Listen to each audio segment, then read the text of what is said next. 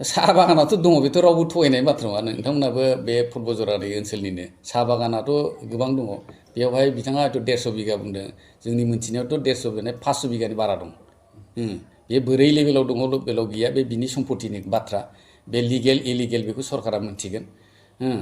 खिन्थु जोंनि मोनथिनायावहाय 500 बिगानिबो बारा बिसिनि फेमिलियावहाय साहा बागाना दङ दा बे जाहैबाय सरकारि माखासे खामानि मावनायावहाय माखासे सरकारि नियम खान्थिजों थांनांगौ जायो दा बेवहाय मा जाहैगोन खामानिया सेंसन जागोन सेंसन जानायनि उनाव टेन्डार जागोन टेन्डार जानायनि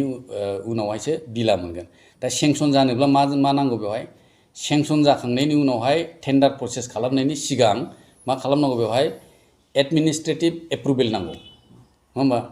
दा बेफोरखौ प्रसेसखौ बिथांमोना कमप्लिटलि खालामाखै टेन्डाराबो पकेट टेन्डार जादों आरो टेन्डारा बेयाव सार्कुलारखौनो गैया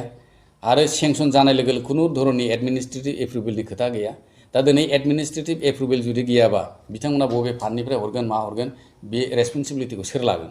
दा दायनि थाखाय बिथांमोना हाग्रामा बिथाङा बेफोरखौ हयथ' मौखिक लेभेलाव आरोखि गावनि खुगाजोंनो दे मावदो होननानै हयथ' मावदोंमोन दा बिनि थाखाय दिनैहाय गभर्नमेन्टआ जिहेतु गभर्नमेन्टनि फैसा रायजो राजानि फैसा बेखौ मुख्लायनानै हरनायाव माखासे प्रसेसखौ मेनटेन खालामनांगौ जायो दा बै मेनटेना जुदि जायाबा बै प्रसेसा जुदि गैयाबा बेखौहाय नोङो बोरैहाय बबे सरकारा नोङो बिल खालामनांगौ हानो दा बेखिनिनि थाखाय हयथ' बिथांनि बिला थाबथादों आरोखि दा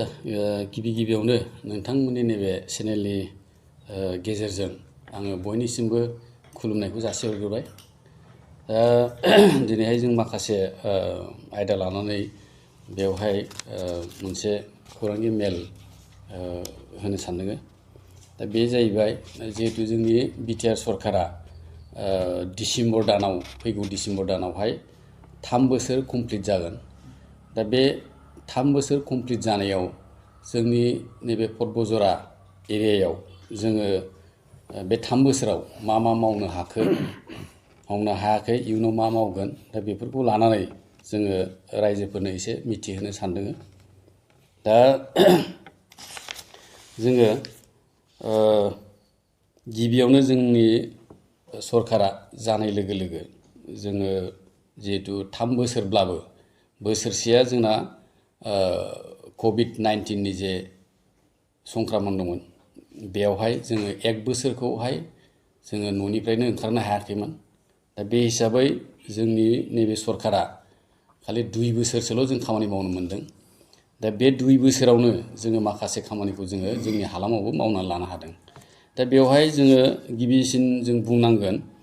जे जोंनि नैबे काजिगावनिफ्राय साब डिभिजन जे काजिगावनिफ्राय बिनिफ्राय जे बासबारिसिम थांग्रा जे लामा बे लामाया जोबोद एकदमबारे गाज्रि अबस्थायाव दंमोन दा बे लामाखौ जोङो आगोल समावहाय जोङो गोबांथार जोङो रिकुवेस्ट खालामबोदोंमोन आरज गाबबोदोंमोन जे बे लामाखौ एकदम बिराद इम्पर्टेन्ट लामा बेखौ बानायना होनांगौ होननानै किन्तु बेखौहाय थांनाय जेनोखि सरकार खुंथाय बिथांमोना माब्लाबाबो बानायनानै होनो हानाय जायाखै दा बेवहाय जोङो माखासे मोनथिनाय बायदि बेवहाय बहुत स्किमबो हमदोंमोन किन्तु बिथांमोना बे लामाखौ बानायनानै होनो हायाखैमोन आरोखि दा बे लामाखौ जोङो गिबियावनो जोङो गुडविल मिशननि जरियते बे लामाखौ जोङो 12 किल'मिटार लामा बे एकदमबारे बिराद गोथौ हाखर दंमोन बेखौ जोङो बानायनानै होनो हादों सेन्ट ग्रेभेल लामा हिसाबै जों बेखौ बानायना होदों दा बेयावहाय 7था दालां दंमोन दंफांनि दालां बे दालांफ्रा एकदमबारे बिराद माने गाज्रि अबस्थायाव दंमोन बेखौ बानायना होनो हादों गंबा बेयाव बक्स कालभार दंमोन गिदिर बेखौबो बानायना होनो हादों दा दिनै बे लामाखौ बानायखांनायनि लोगो लोगो बे काजिगाव ओनसोलावनो नांजाबनानै थानाय 9-10टा गामिया बेयाव हान्थिनो थाखाय गोबां हेफाजाब मोनदों होननानै जों मिथिदों आरो बेजों जे बासबारि मोनसे बिसिडिसि एरिया दा बे ओनसोलनिफ्राय गोबां साब डिभिजनाव फैयो बे बासबारि जलदबा खुरसाकाटि रुपसि बेफोर बे लामाजोंनो फैयो दा बे लामा मोजां जानायनि लोगो लोगो गासिबो हान्थामेलाया बेजों खालामनो मोनसे खाबु मोननाय जादों आरो बिनि उनावहाय जोंना टिपकाइ ओनसोलावहाय लामा सामानि जोबोद अबस्था गाज्रिमोन जोङो इलेक्सन टाइमावहाय जेब्लानाखि गिदिंदोंमोन बे समाव जोङो टिपकाइ ओनसोलावबो माखासे खोथा होबोदोंमोन जों बुंबोदोंमोन जे जोंनि सरकारखौ जों खुनुरुखुम जुदि दानाय जायोब्ला जों जुदि सरकार दानो हायोबा जों माखासे लामाफोरखौ जों मावना होनो हागोन दा बे हिसाबै जोङो गिबियावनो सुकनजरानिफ्राय सिलखिखातासिम सुकनजरा गामिनिफ्राय सिलखिखातासिम बे लामाया ओरैबायदि गाज्रि अबस्थायाव दंमोन बे लामाखौ जोङो 1 किल'मिटार सिसि ब्लक लामाखौ जोङो उइथ ब्रिज बेखौ जोङो खामानिखौ मावना होनो हादों बेनिफ्राय गरायमारिनिफ्राय सिलखिखातासिम बे गरायमारिनिफ्राय सिलखिखातासिम 4 किल'मिटारसो दङ दा बे लामाखौबो दा मावगासिनो दं बे लामायाबो जोबोद इम्परटेन्ट लामा आरो गोबां गामि बेयाव दङ बिथांमोना बे लामानि थाखाय गोबां आबदार खालामबाय थादोंमोन दा बे लामाखौबो जोङो दा मावनानै होनो हादों आरो दा बे एनसिं खामानिया जागासिनो दङ दा बिनि उनावहाय बेलगुरिनिफ्राय पलासगुरि जे लामा बे बेलगुरिनिफ्राय पलासगुरिसिम 1 किल'मिटार जे लामा बेबो एकदमबारे गोनांथारमोन एकदमबारे साइकेल थांनाय मा थांनाय बिराद उसुबिदामोन आरोखि माने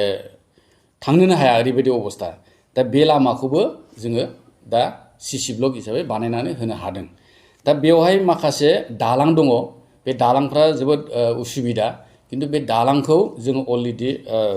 सेंसननि थाखाय जों हरनाय जाबाय बेखौ हयथ' पर्यायक्रमे जागोन आरोखि बेखौ जोङो आसा खालामनो हायो दा बिनिफ्राय जोंनि ओनसोलाव जिहेतु मोनसे समावहाय गुरुदेव कालीचरण ब्रह्मनि समावहाय गोबां जि दानाय मोनसे उइभिं सेन्टारफोर दङमोन दा बे उइभिं सेन्टारफ्रा गोग्लैसोनानै थाबायमोन आरो बाहायबा बे उइभिं सेन्टारफ्रा माने गैलामोन आरोखि दा बेखौ फोथांफिननायनि लामायावहाय जोङो गंनै उइभिं सेन्टार जों खुलिनानै होनो हादों जोंनि नैबे सरकाराव बे जाहैबाय बैनागुरियाव मोनसे बैनागुरिया मोनसे जारिमिनारि जायगा बेयावहाय जि दानाय हाबाया गोबां बोसोरनिफ्राय दंमोन किन्तु बेयाव रावबो नायसनैनि थाखाय जोङो बे बैनागुरि एरियायावहाय बैनागुरि गामियाव उइभिं सेन्टार मोनसे आरो टिपकाइनि नायगाव बेयावहाय मोनसे उइभिं सेन्टार जों बानायना होनो हादों आरो बे बानायखांनायनि लोगो लोगोनो बेवहाय ट्रेनिंबो होनो हानाय मोनसे जोङो खाबु मोनदों आरोखि बेवहाय 20 जन जोंनि जि दाग्रा आइजोफ्रा अलरेडि जेकार मेसिनजों ट्रेनिंबो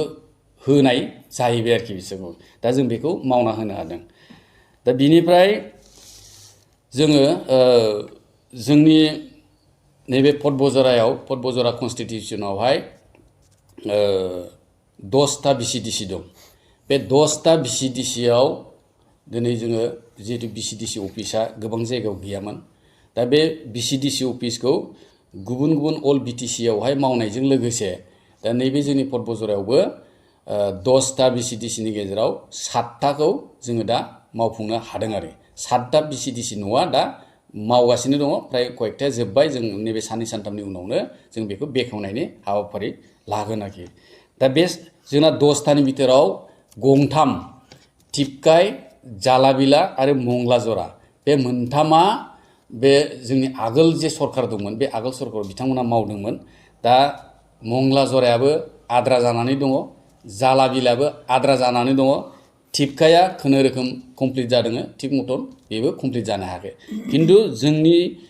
दा जे 7टा जे बिसिडिसि अफिस मावदों बे बिसिडिसि अफिसा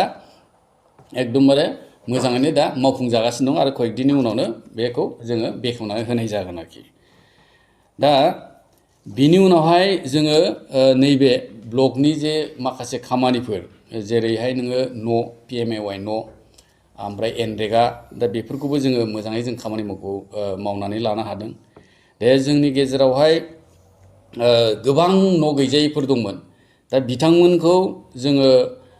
आगोलनिफ्राय जोङो बिराद सेस्था खालामदोंमोन जे बिथांमोननि न'आबो जानांगौ होननानै किन्तु जोङो बै समावहाय जोङो बुंब्लाबो जाहोनो हायाखै किन्तु नैबे बारावहाय जोङो गासै जोंनि 10टा जे बिसिडिसि दं 10टा बिसिडिसियाव जोङो नैबे 2021निफ्राय 23 बे मोननै बोसोराव जोङो गासैहाय 7013टा जोङो न' PMI न'खौ जोङो मोजाङै जोङो मावनो हादों दा बिनि गेजेराव 6452टा माने 56 6456 आ अलरेडि कमप्लिट जाबाय बे न'आ दा बेबायदिनो गासै BCDC आव दङ रुपसियाव दङ 780टा न'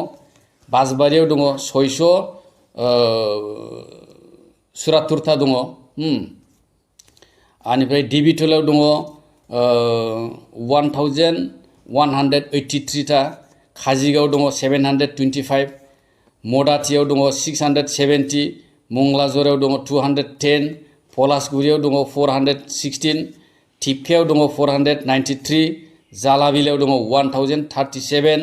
महामायाव दङ 825 दा बे न'खौ जोंनो तत्ताबदान खालामनानै बे न'खौ जोङो दा 7013टानि जायगायाव जोङो 6456टा 6456टा न'खौ अलरेडि कमप्लिट खालामनो हाबाय दा नैबे माखासे कयेकटा न' दंबावो बेखौ दा थार्ड किस्ति रिसेन्टलि सोनाय जादों आरो कयेकटाखौ सोनो बाखि दंबावो बेखौ सोखांनानै बेखौ कमप्लिट खालामनायनि थाखाय जोङो बेबस्थाखौ लागासिनो दङ दा जोंनि बाथ्राया जाहैबाय बेनो जे जोङो नैबे PMI नि न'खौ जोङो निस्थाबानै जोंनि BCDC नि चेयारमेनफोर मेम्बारफ्रा बिथांमोना नोजोर होनानै खालामहोगासिनो दङ दा जोङो बेखौ नायोबा जोंनि जेनोखि सरकार जानायनि उनावहाय 2021 आनिफ्राय बे 22 स्टेज बिनि बिथोरावनो जोङो बेसेखिनि जोङो बानायनानै होनो हादों बिनि आगोलाव माखासे दंमोन बै न'फ्रा दिनैसिमहालागै 16 17 10 निफ्रायनो दङ दा बे न'फ्रा दिनैसिमबो जाफुंसार होनो हायाखै बेवहाय माखासे खेलिमेलि दङ दा बेखौ जोङो उननि समावहाय जों बुंगोन दा जोङो आपातत जोङो नैबे लेभेलखौ जोङो दा खामानिखौ मावनानै लानो हादों आरो बिनि अनगायैबो दा जोंनावहाय माखासे BTC नि जेने फ्लेगशिप जे स्किमफोर फ्लेगशिप जे प्रग्रामफोर लादों बे प्रग्रामफ्राबो जोंनि जायगायाव जों माखासे जिनिसखौ जों राननानै होनो हादों दा बेवहाय जाहैबाय जोङो जे फरायनाय गथ'फोरनि थाखाय बिथांमोननो जोङो गियान सोरां जे बिथांखि बे गियान सोरां बिथांखिनि गेजेरजों जोङो 5000 करिया जोङो 200 जन फरायसाफोरनो जोङो अलरेडि जोङो 5000 करिया राननानै होनो हादों आरो बिनि उनावहाय जोङो सेल्फ हेल्प ग्रुपफोरनो जोङो जोंनि नैबे बतझरायावहाय 88टा जों सेल्फ हेल्प ग्रुपनो अलरेडि जोङो 25000 करिया जोङो होनो हादों दा बिनि उनाव नै दाखालि माखासे जों आरो सेलेक्सन खालामबावदों बिनि पर्यायक्रमै माखासे जिनिसखौ जों होलांबाय थानो हागोन आरो बिनि अनगायैबो जोंनाव दा नै दाखालिसो जोंनावहाय जे जोंनि ओनसोलाव मन्दिरफोर माखासे दङ दा बे मन्दिर न'फ्रावबो 2 लाख करिया जोंनि बे ओनसोलावहाय 14टा मन्दिराव जोङो नैबे फार्स्ट माबा हिसाबै जों होनो हादों जोङो नैबे 2 लाख करिया ओमफ्राय बिनि अनगायैबो जोंनावहाय माखासे दङ माने रग निर्मुल बे रग निर्मुलनि गेजेरजों जोङो माने बेमार आजारनि थाखाय फाहामनो थाखाय जोङो नैबे माबायाव बतझरा समस्तिनि गेजेरावहाय 46टा 44 जन बेनिफिसियारिनो जोङो 5000 करिया अलरेडि होनो हाबाय आरो बिनि अनगायैबो जोंहा माखासे गोबां जोंनावहाय दा फ्लेगशिप प्रग्रामफोर स्किमफोर दङ बेखौ जोङो लासै जोङो मावफुंनो थाखाय लागासिनो दङ दा जोंनि बुंनो गोनां माबाया बेनो जे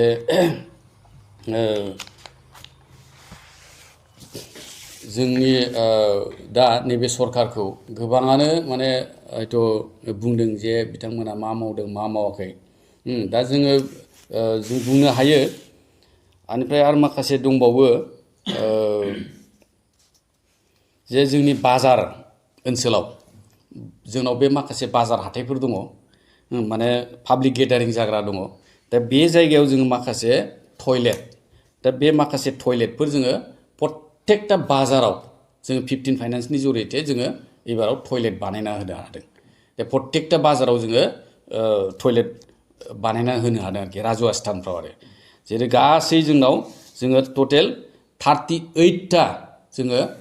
टयलेट दा राजुवा टयलेट जों बानायना होनो हादों आरोखि बेयाव जोङो बासबारियाव गंबा रुपसियाव गंनै टिपकायावहाय गंसे पलासगुरियाव गंनै मंगलाजरायाव 9टा काजिगावहाय गंथाम मदाथियाव गंसे जालाबिलायाव 6टा महामायाव 5टा टिबिटलावहाय 4टा बेबायदि हिसाबै जोङो टटेल गासै 38टा 38टा टयलेट राजुवा टयलेट बेखौ जोङो दा नैबे 2 बोसोराव जोङो बानायनानै होनो हाबाय आरो जोंनाव माखासे दंबावो आं बेखौहाय नोंथांमोननो उनावहाय बुंगोन जिहेतु दा जास्ट सेंसन जादों आरो मथा-मथि 12टासो दंबावो बे 12टाया जास्ट सेंसन जादों दाबो माने गायसनाखै दा बेखौ जोङो उननि समाव जों फोरमायगोन दा जोङो बुंनो हायो जे जोंनि बे ओनसोलाव जेसेबां राजुवा जायगा दङ बाजार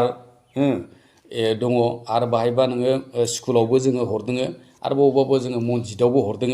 दा बे टयलेटफोरखौ जोङो जोंनि स्वच्छ भारत जाहाथे जोङो बे ओनसोला जाहाथे मोजां जायो बिनि थाखाय जोङो बे टयलेटफोरखौ जों होनो हादों आरो बेजों लोगोसे जोंनाव जे खुब एकदमबारे दरखारथार रिंवेल दैखर बे दैखरखौबो जोङो बे माखासे मावना होनो हादों 15 फाइनान्स जोङो 13टा जोङो दैखर हरनो हादों आरोखि दा थिग बेबायदिनो जोङो फिसा कालभार दङ बे कालभारखौबो जोङो बानायदों 15 फाइनान्सनि जरियते दा जोङो माखासे जोङो जोंनि जेनाखि फिसा खामानि मावनायफोर जों बे जिनिसखौ जोङो दा मावनानै लानो हादों आरोखि बेनो जाहैबाय जोंनि सरकारा बा जोङो आरोखि माने बांद्राय धल दामनानै जे जों खामानि मावगोन बेखौ जों लुबैया जोङो जाहैबाय मा जिहेतु जोङो खामानि मावनायजोंसो जों पलिसिखौ जों लानो नागिरदों दा दिनैहाय पटबजरा ओनसोलाव नोंथांमोना हयथ' मोनथिगोन जे टिपकाय ओनसोलावहाय लामा सामाया माबायदिमोन बा जोंनि ओनसोलाव लामा सामाया माबायदिमोन आरो दिनैनि दिनाव लामा सामाया बिसिबांनोखि आगबारिखो आरो जों माखासे जोंहा अलरेडि सेंसन जाबावनांगौ दं जेरै मंगलाजरायाव नैबे सेसापानिनिफ्राय जे थांगोन लामा बे लामाया जोङो एबाराव हमनो नागिरदोंमोन खिन्थु बेयाव PMGSY आवहाय अलरेडि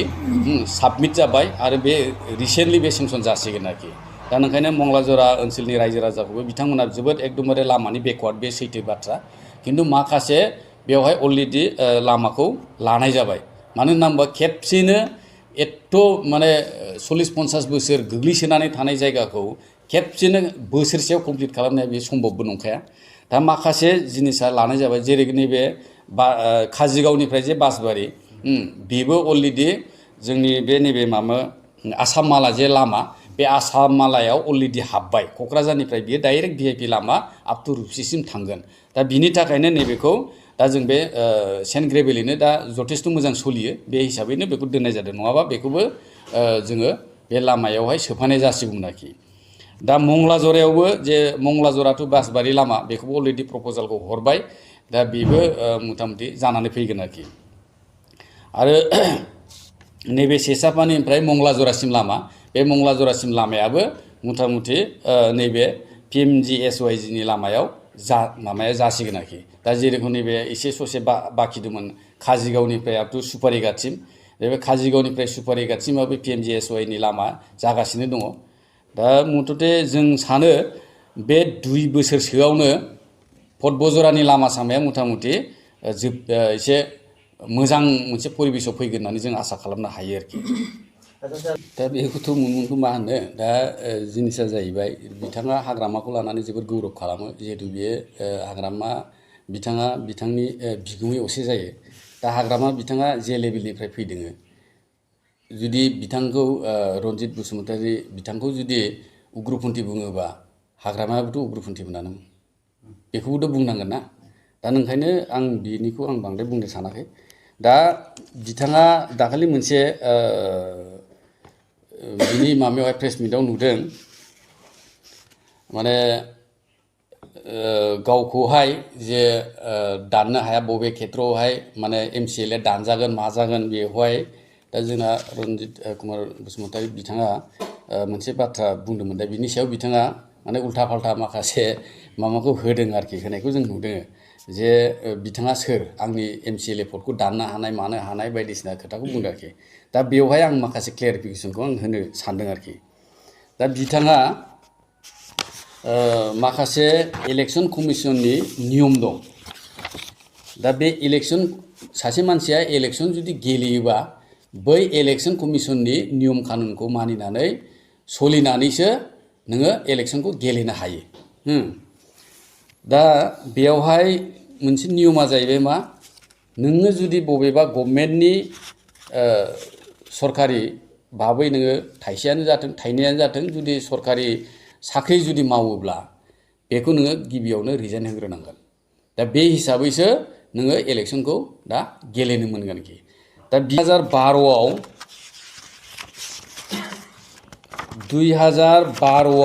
बियो मोनसे 12निफ्रायनो आरो माने बिथाङा एपइन्टमेन्टखौ मोनदोङो 7 डिसेम्बर 2011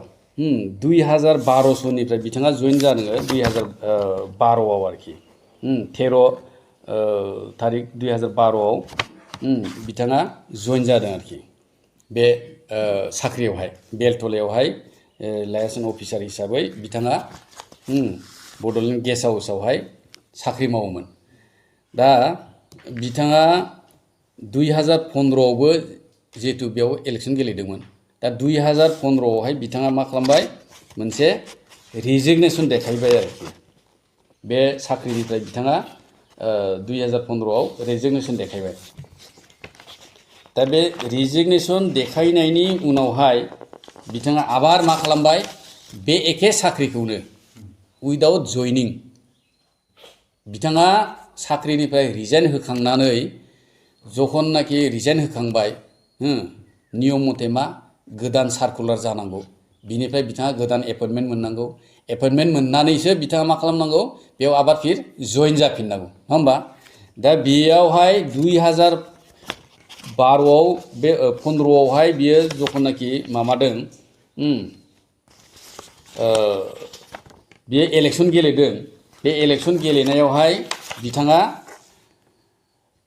जेननायनि उनावहाय एखे साख्रिखौनो मावदों किन्तु बिथाङा बेवहाय गोदानै जइन लाफिनाखै थारमाने बिनि रिजिगनेसना जास्ट ओरैनो मोनसे देखायनायल'मोन आरोखि रिजिगनेसना बियो रानिं एखेखौनो खामानिखौ मावदों आरो बिनि बेथना कुनुदिन ड्रपबो थायाखै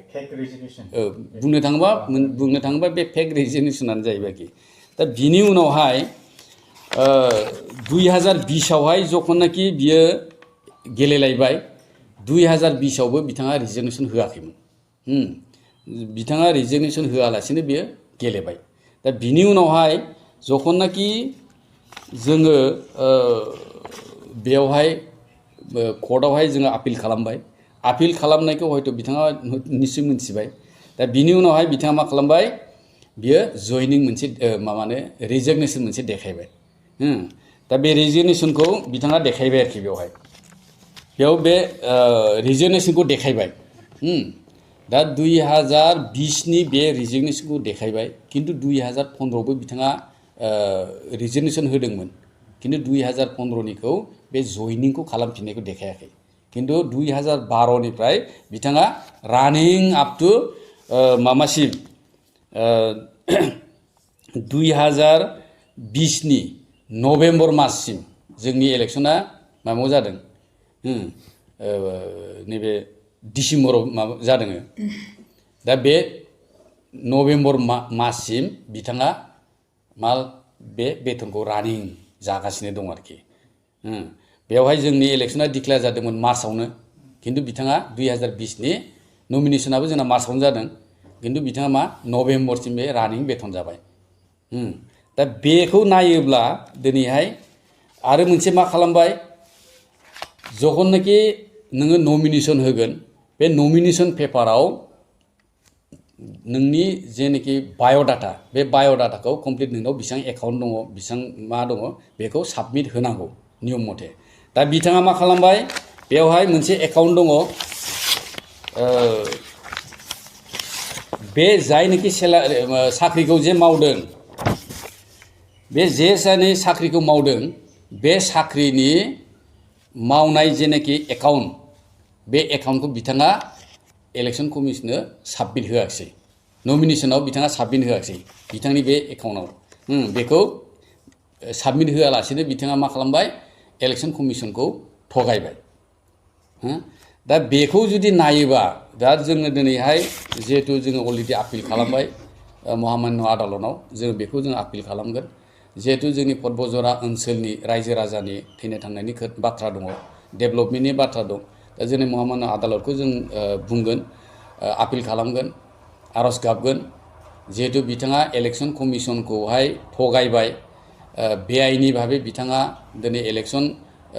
गेलेबाय दा बिथांनि जाहाथे माबाखौ मोनसे नायबिसार खालामनानै जाहाथे बिथांनि जेनाखि भट बे जाहाथे माबा जायो खारिज जायो बेखौनो जोङो महामान्य आदालतनाव जोङो आरज गाबगोन आरोखि दा बेखौ लानानै हयथ' बिथाङा बुंदोंमोन दा बिथाङाथ' नोङो नंगौ जेनेबा जोङो सोरबा MCLA दाना सोरबा मामाया दाना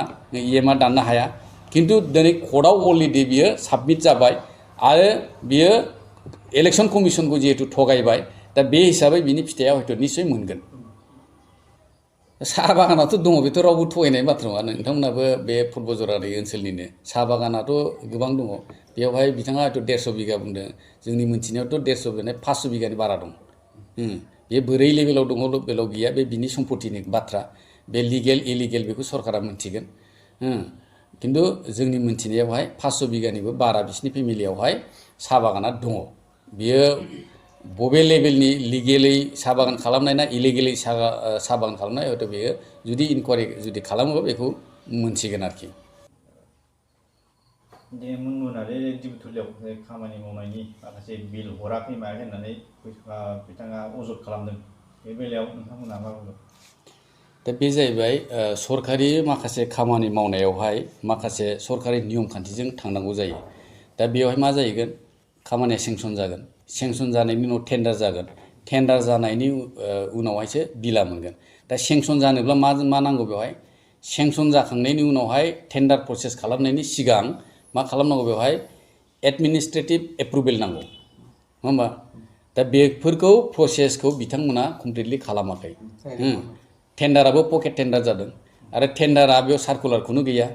आरो सेंसन जानाय लोगो लोगो खुनु धरननि एडमिनिस्ट्रेटिभ एप्रुभेलनि खोथा गैया दा दिनै एडमिनिस्ट्रेटिभ एप्रुभेल जुदि गैयाबा बिथांमोना बबे फान्डनिफ्राय हरगोन मा हरगोन बे रेसपन्सिबिलिटिखौ सोर लागोन दा दायनि थाखाय बिथांमोना हाग्रामा बिथाङा बेफोरखौ हयथ' मौखिक लेभेलाव आरोखि गावनि खुगाजोंनो दे मावदो होननानै हयथ' मावदोंमोन दा बिनि थाखाय दिनैहाय गभर्नमेन्टआ